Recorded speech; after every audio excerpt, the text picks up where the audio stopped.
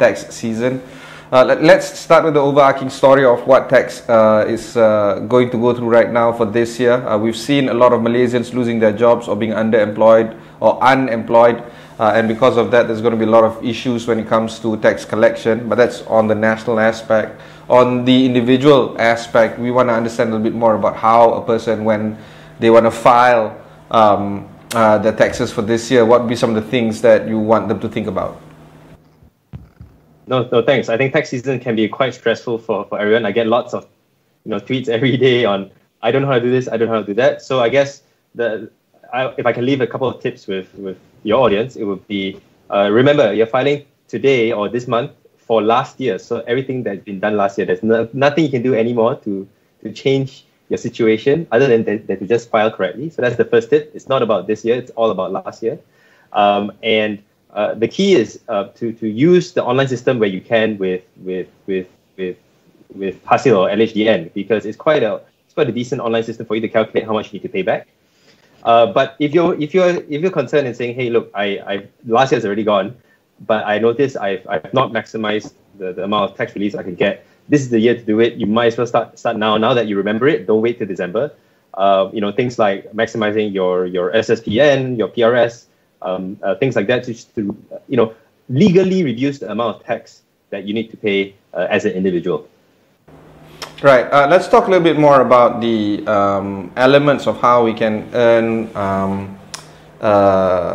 some interesting tax rebate and tax exemption. One thing that caught my attention is on SSPN. Let's talk about that right now. Okay, no, sure. Happy to talk about it. So, I mean, there's two parts about SSPN, right? Most people see it as an offshoot of PTPTN. Is that related? Yeah, it is somewhat. It's run by the same company, but essentially, it's a savings product. And more so than that, for me, if you ask me as a parent myself, and for all parents out there, it's by far the best investment product that I go to every year. In fact, it's the first thing I do every year when it comes to my investment strategy, right? Why is that, right? One, I mean, just last month, SSPN announced their dividend for 2020, 4%. Most people don't actually know it's been 4% for the last 5 years, so very consistent.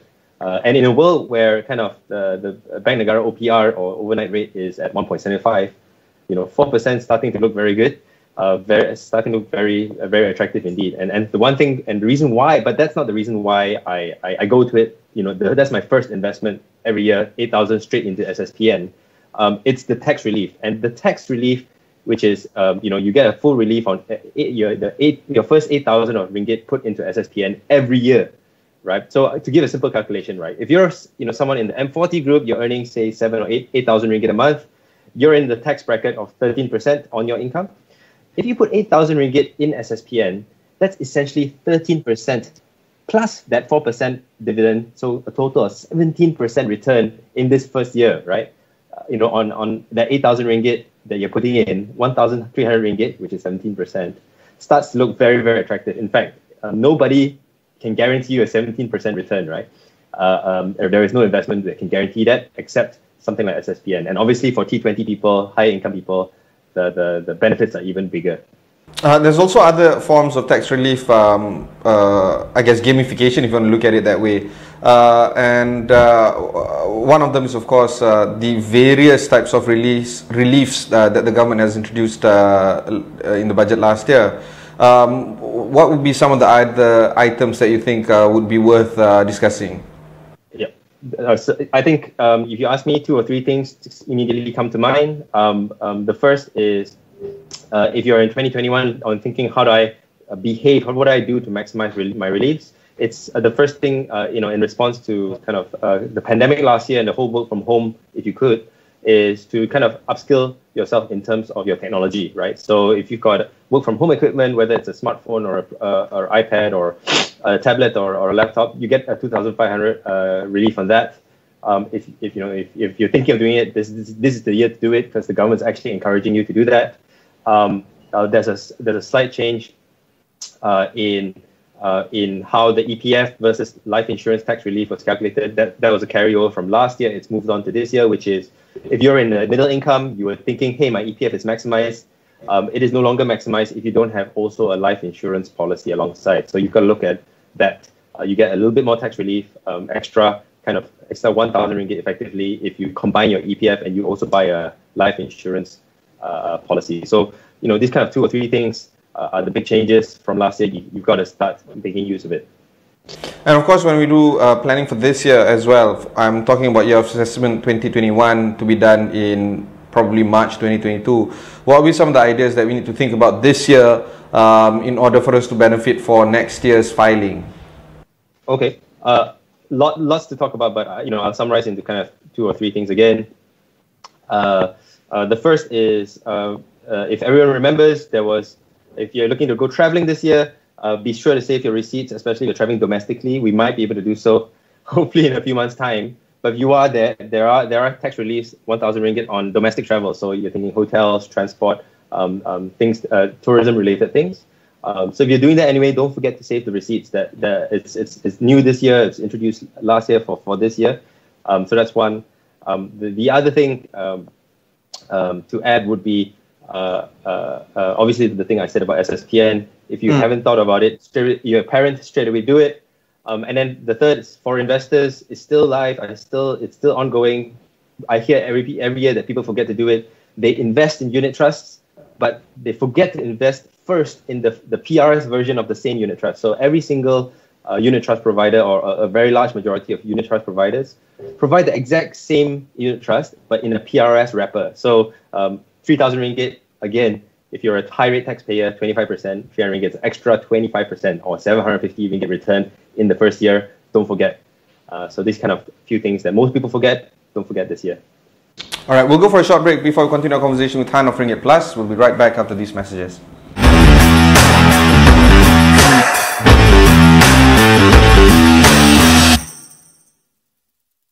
Di mana ekonomi Malaysia menguncup pada kadar 3.4% pada suku keempat 2020. Sepasang suami.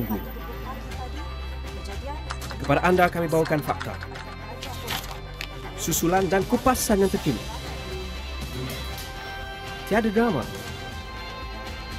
dan tiada pengulangan. Usah tunggu lama-lama. Awani 7.45 lebih awal dari biasa. Kini berwajah baru. Ini pula susulan khas pesawat Back Air di Kazakhstan. Pesawat berkenaan dilaporkan tergelincir 2 kali. Notifikasi berita terkini dan navigasi mudah. Podcast dikemas kini dengan berita dan program. Rebirth, Reformasi, Resistance and Hope.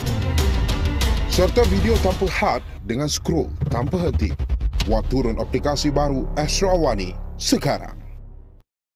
Gagalan Kerajaan Persekutuan tunai janji melaksanakan projek baik pulih sekolah daif turut diulas Menteri Muda Pendidikan dan Penyelidikan Teknologi Dr. Anwar Rapai. COVID-19, 2 lagi kes disyaki atau PUI direkodkan di Sarawak. So hopefully kita akan mendapat kedudukan yang lebih baik di masa-masa akan datang. Udang geragau atau bubuk dalam bahasa tempatan terkenal sebagai bahan utama dalam pembuatan belacan atau cencalo.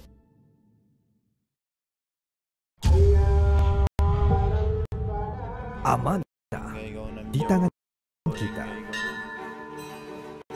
Adat, budaya dan semangat menjadi kesinambungan perpaduan tanah air yang tercinta. Berteraskan adab yang terpahat di jiwa dan raga. Marilah bersama kita membina negara.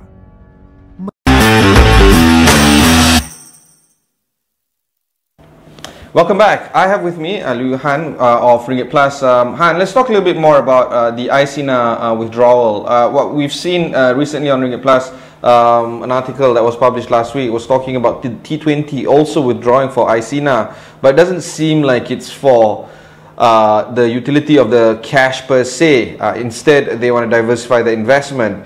What's your opinion on this? Yeah, I mean, I think we've got to split out, I guess, the nature of the policy versus the execution of the policy, right? So the spirit and the nature of the policy is, look, if you're in trouble financially today, save your today so that you can have it tomorrow, right? Like, and it's the idea there is like, look, you can take some of your money out today to save yourself, buy food, groceries, rent, etc. But the policy is so wide-ranging that T20s, people who don't maybe need the cash today, are thinking, hey, look, EPF is decent. It's a decent investment. I mean, they just announced over the weekend 5.2% return for last year. But it's a very conservative investment, so that might not be suitable for the large majority of people who are in the EPF, who are thinking, hey, I'm young, I'm kind of in the 25 to 40-year-old range, I've got a long way to retirement, I'm going to have to take a bit more risk so that I can reach my retirement goals. So ICIPA is kind of a lever or a lever they can pull to do that, right? Restructure their portfolio, to take on a little bit more risk, make some more investments outside of EPF, which is by and large a very balanced or conservative portfolio, which it should play a part. But I think a lot of T20s are rightly so rebalancing their portfolio with the opportunity given by KWSP with this ICIPA program. One thing that came into light following the EPF announcement was that EPF has finally crossed that $1 trillion ringgit mark in terms of asset management, but 30% have zero balance in account 1, 60% has zero balance in account 2, and so it seems like in order for you to get 1 trillion AUM, you're looking at a very big chunk of the T20s carrying that kind of a value, and then perhaps supplemented by the M40 a bit, with the B40 not having any balances at all. Is this worrying you? Is this something that is perhaps the biggest indicator that there's some sort of an income inequality that is currently happening in the country? Yeah, I think that stat was quite worrying to me personally. But for me, like I wouldn't blame the EPF. The stats coming out from the EPF are a symptom, not the cause, right? Which is people in the T20 range able to save, able to grow their wealth and have a comfortable retirement, and the opposite is true for as you go down the income brackets for Malaysians. And I think for me, it's a largest signal of a structural issue in Malaysia around wage inequality and ability of people to have not just a living wage, but to be able to save beyond that living wage. So that this should really trigger at least discussions, if not policy making at kind of the government and the financial markets level about how we're going to tackle this. And we can use EPF as kind of the indicator for whether the structural issues that we're talking about are being solved. But we really need to use the data that we have to really solve problems. So things like minimum wage, how does that come in? Things like inflation control, things like forced savings. How do I maybe even consider going back to defined benefit in some way versus the defined contribution of EPF scheme. So something closer to kind of the pension scheme of civil servants. All these things need to be discussed to see if we can structurally solve the one problem, which is if I'm in the B40 range, I'm further away from a comfortable retirement than somebody who's not, right? On a kind of equivalent basis. So that's the one problem we need to solve. Rajan Devarisan, the financial planner, was talking on this show, talking about longevity risk, a risk item that I have never thought about prior to having that conversation with him. And of course, you would know longevity risk. It's the situation where you would outlive the savings that you have had accumulated throughout your entire working career. And because of the longevity risk that Malaysia is facing right now, and the ever-prevalent issue of Malaysian at-large financial literacy rate still below par, do you feel like this is something that has to be addressed today in particular, because this is not going to go away anytime soon? No, that's a fantastic question. I think I have loads of respect for Rajan. I'm glad he brought it up. Longevity risk, fortunately for us, it's a global problem, right? Many countries, probably with the exception of Africa, the continent of Africa, suffer from this problem, which is aging populations, savings rates not that high, pensions being squeezed, basically not enough to live out a comfortable retirement for until I am no longer on this earth. I think it's a problem that will come to Malaysia.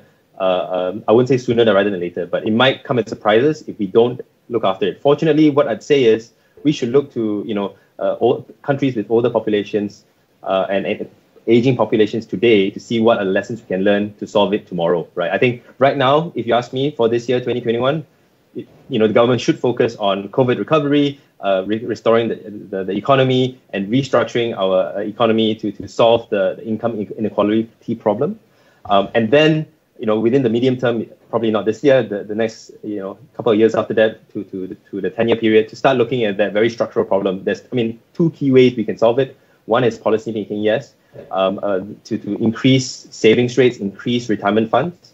But the other thing is to also look at what other people are doing around increasing retirement ages, because we are living longer, but we're also working longer, right? And the simple lever that countries pull is to go, hey, look, if you're 55, 30 years ago, you might not have been able to work because of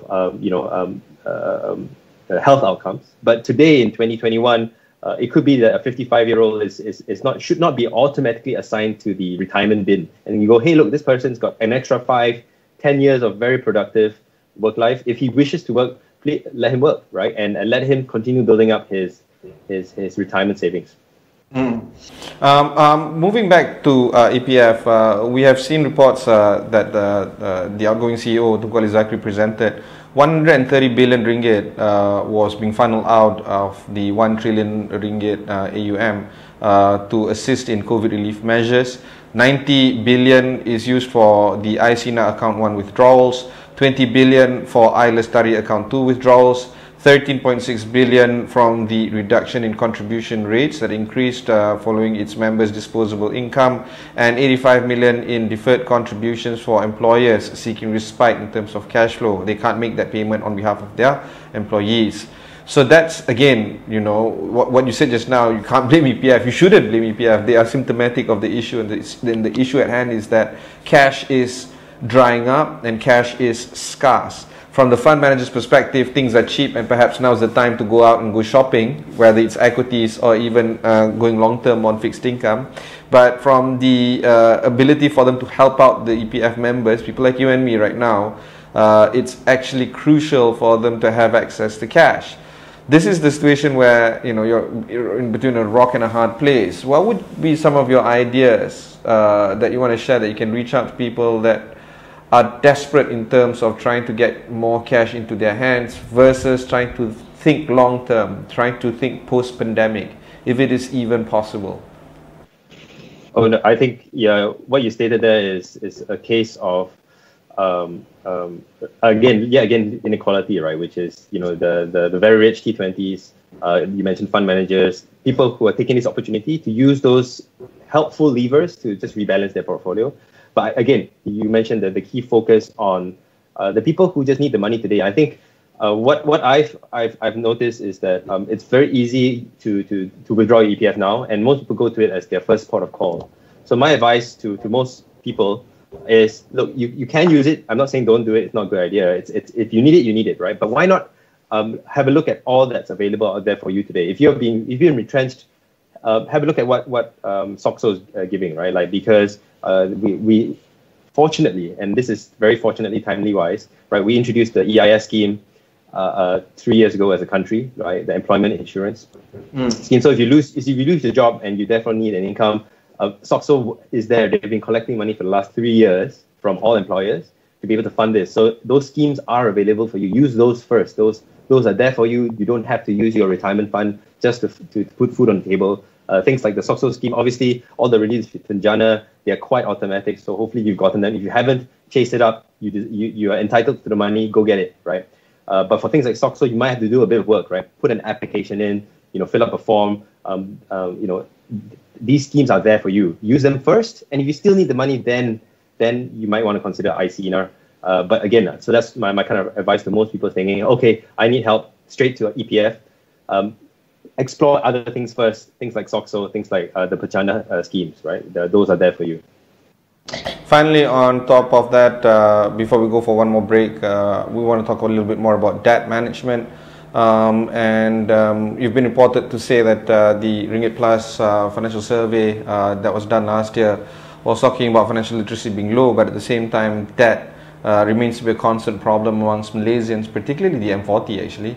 What would be some of the ideas that you want to share in terms of how we can manage debt properly in the near term? Yep. No. Thanks, Ibrahim. Good spot, because we run that financial literacy survey every year at Ringgit Plus, and we find almost the same results every year. It's very worrying, with a bit of tweaks here and there. So last year we found that it doesn't matter what stage of the income range you are in or what category you're in. Everybody struggles with debt problems to a certain degree. Things like I have too much debt. I can't save money beyond a certain amount every month. So 50% Malaysians told us I can't save more than 500 ringgit. And we asked them why. Number one reason, I have too many debt commitments. So one of the things we always try to do at Ringgit Plus is say, hey, look, like we understand, sometimes it's just, you just need to get into debt to do certain things, whether it's buy a house, buy a car, fund a certain thing.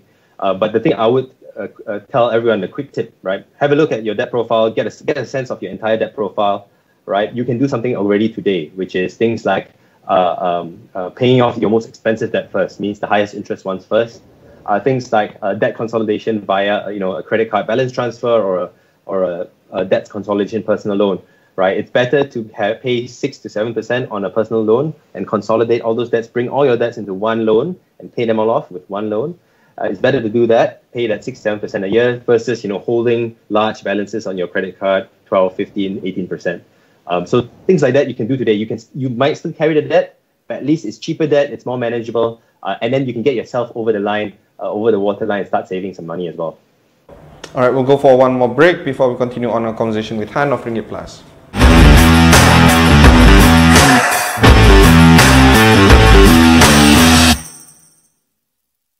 Separuh rakyat Malaysia tidak ada maklumat asas vaksin COVID-19. Vaksin yang dicipta ini memang tepat.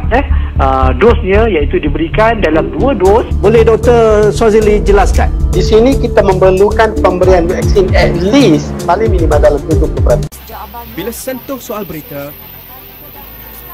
tiada masa untuk tunggu. Kepada anda kami bawakan fakta, susulan dan kupasan yang terkini. Tiada drama dan tiada pengulangan. Usah tunggu lama-lama. AWANI 745 lebih awal dari biasa. Kini berwajah baru. Ini pula susulan khas pesawat Back Air di Kazakhstan. Pesawat berkenaan dilaporkan tergelincir 2 kali. Notifikasi berita terkini dan navigasi mudah. Podcast dikemas kini dengan berita dan program. Rebirth, Reformasi, Resistance and Hope. Serta video tanpa had dengan scroll tanpa henti. Buat turun aplikasi baru Astro AWANI sekarang. Gagalan Kerajaan Persekutuan Tunai Janji melaksanakan projek baik pulih sekolah daif turut diulas Menteri Muda Pendidikan dan Penyelidikan Teknologi Dr. Anwar Rapai. COVID-19, 2 lagi kes disyaki atau PUI direkodkan di Sarawak. So hopefully kita akan mendapat kedudukan yang lebih baik di masa-masa akan datang. Udang geragau atau bubuk dalam bahasa tempatan terkenal sebagai bahan utama dalam pembuatan belacan atau cencaluk.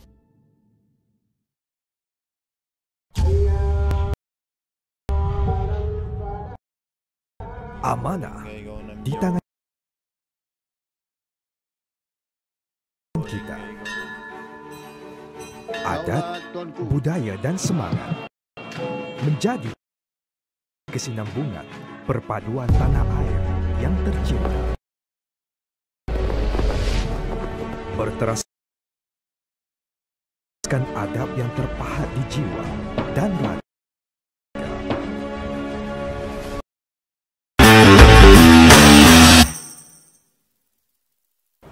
Thanks for staying on with us. Han, let's talk a little bit more about Jurnexu and Ringgit Plus.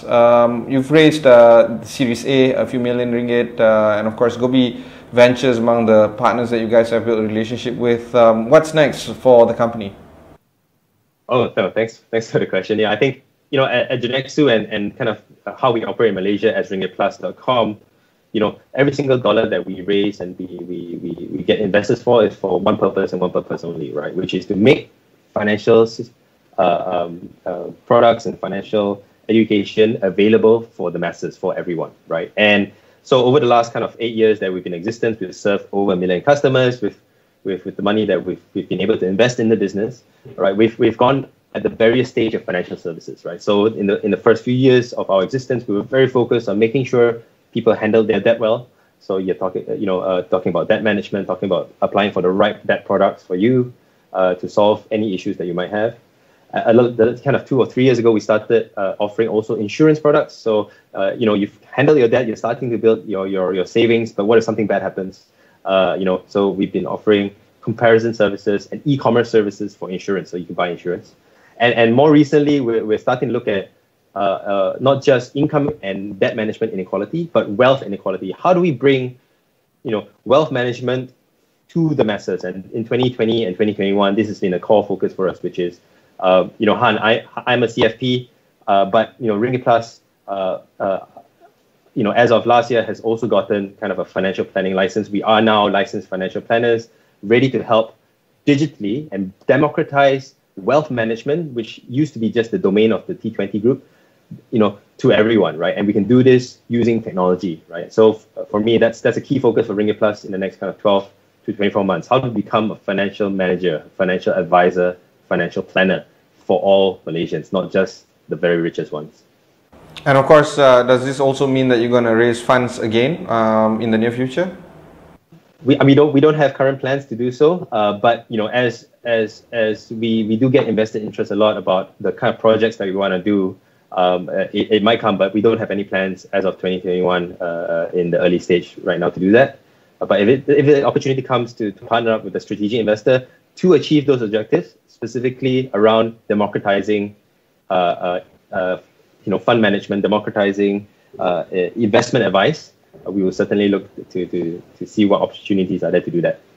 Fantastic. And that was Liew Ooi Han, the co-founder and director of ringgitplus.com. If you've missed any part of this interview, just head on to astroawani.com. Look for Notepad over there. Until then, thanks very much for watching and goodbye.